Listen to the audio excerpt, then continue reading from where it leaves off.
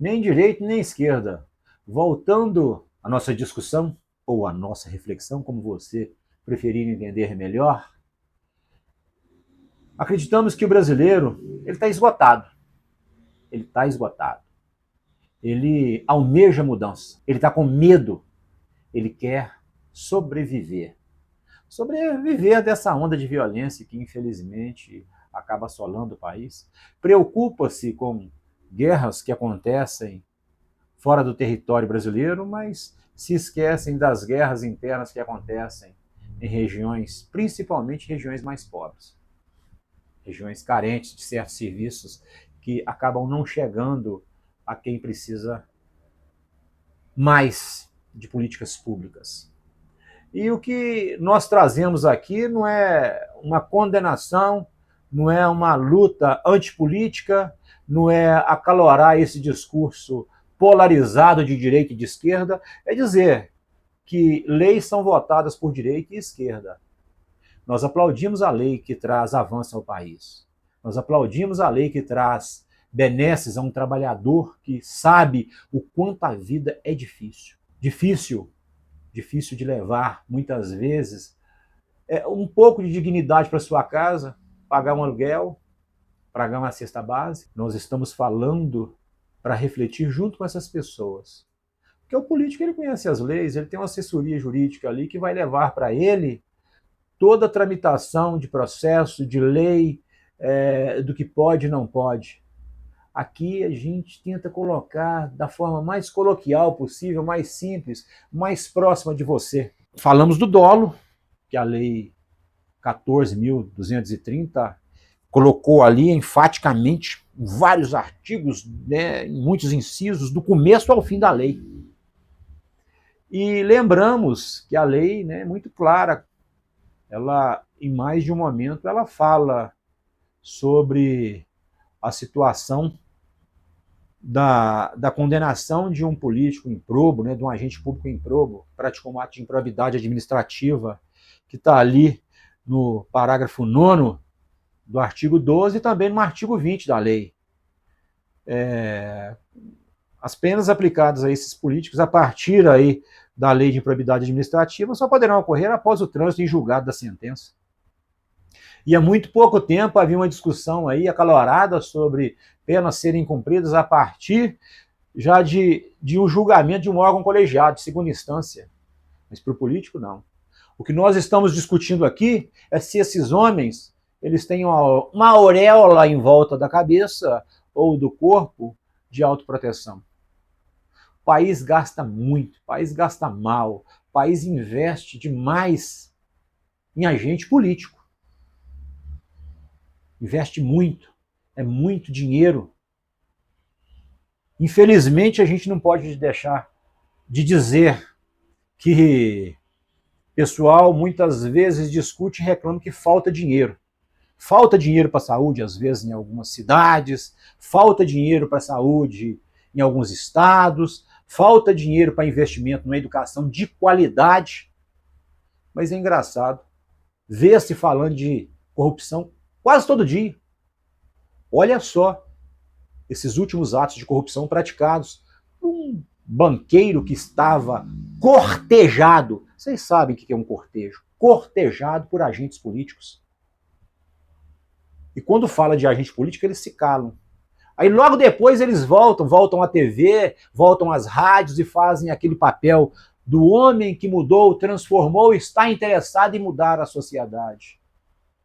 E através do discurso, se for verdade ou mentira o que contaram sobre a mitologia das sereias, que com o canto elas encantavam os homens, o político parece sereia, né? ele encanta através de uma historinha, de uma narrativa, que a política ela é através de narrativas. Ele encanta aquela pessoa e ela vai, e quando acontece de ter, às vezes, até um almoço em família, elas digladiam-se umas com as outras, criam inimizades, animosidades, em alguns casos desejam até a morte dos outros. E nas eleições, votam em um domingo, durante o dia, dormem à noite e no outro dia levantam-se e de novo pegam um ônibus lotado, de novo voltam para um trabalho duro, de novo voltam para os seus antigos salários dos quais eles reclamam tanto. E os políticos, eles lutam para se manter no poder, porque o poder ele traz uma benesse gigantesca. E a gente não está preocupado com quanto ele ganha, com quanto ele leva. A gente está preocupado como ele investe o tempo dele em prol da sociedade. Trouxemos a lei 14.230, que fez a alteração dessa lei de improbidade administrativa de 92, para mostrar que, infelizmente, facilita-se muito a vida do agente público que pratica algum ato considerado ilícito. E trazemos de novo aqui que queremos muito que algum político, você aí que está lá no Congresso, você deputado, corajoso, peitudo, aquele que busca o sujeito na rua, que prende, aquele que invade a universidade, discute, aquele que pega e apresenta certas situações que muitas vezes cala alguém que sabe onde pode chegar um discurso radical.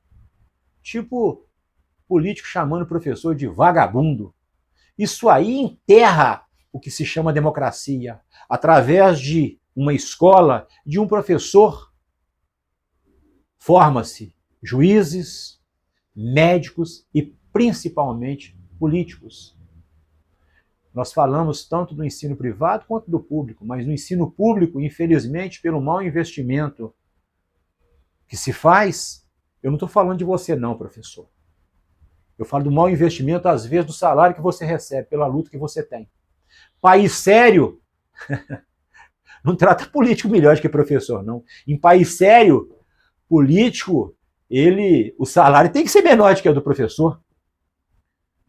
O salário de juízes, ou mesmo ali o que se oferece como um mérito pelo desenvolvimento dentro do corpo social, é dado a maior ao professor. Então a gente se preocupa sim. E desejamos que você, político corajoso, faça uma proposta para mudar a lei de improbidade. Que o político que pratica um crime contra a saúde pública, que ele ganhe no mínimo, não é só o político, qualquer agente público, que ele ganhe no mínimo 50 anos de cadeia, 40 anos. E se for associação criminosa, que ele ganhe mais algumas penalidades maiores, que ele seja expulso da vida pública, que ele não volte. Ah, mas é pena cruel, a Constituição não. Espera lá. Enquanto tratar essas pessoas com esse cuidado todo, parecendo um neném que tem que limpar o bumbum com toalha umedecida, não é isso? Aquele paninho cheirosinho, desculpa, vai continuar no mesmo atoleiro.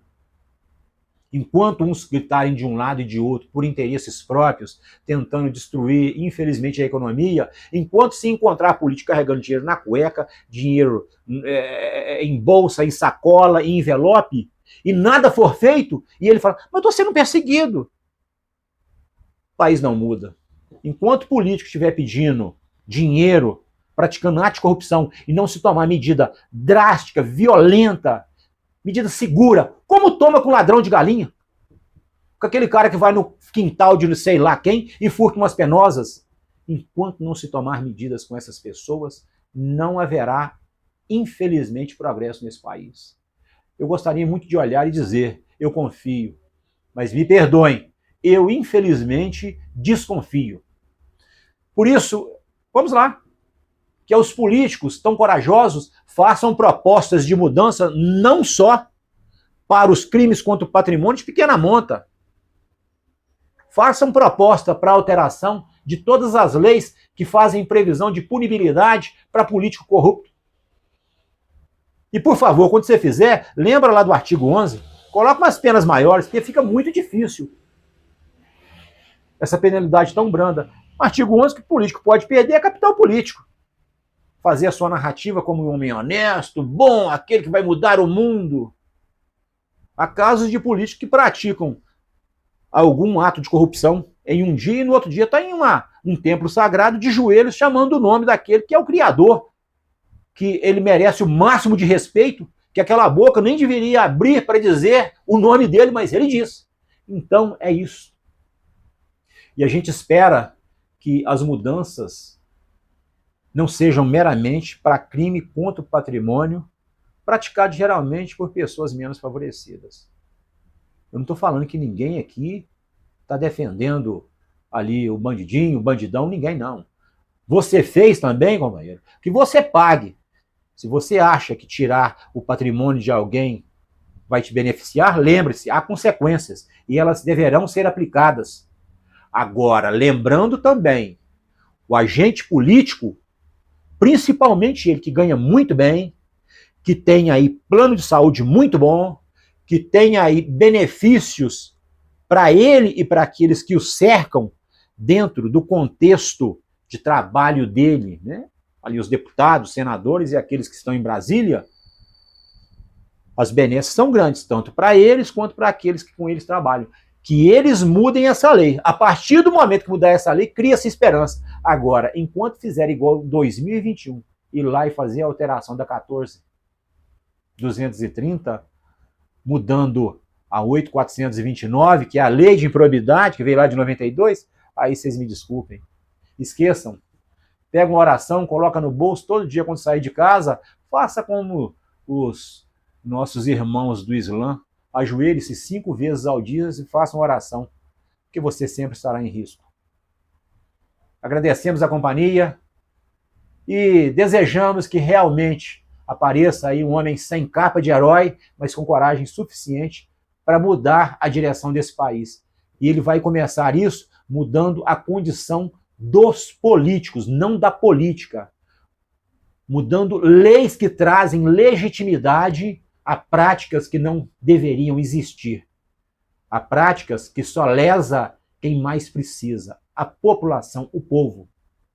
Enquanto políticos, juntando-se com banqueiros, tomam uísque e comidas refinadas que trazem para a mesa todo o glamour, alguns homens levam a marmita quente todos os dias e são homens que esses deveriam usar capas, heróis, heróis, heróis, que não têm a mesma garantia de leis que podem lhes beneficiar. Quando vem alguma lei que traz em benefício, aí começa a discussão polarizada. Um abraço, obrigado pela companhia e até os próximos vídeos sobre leis que trazem as benesses a políticos e agentes públicos.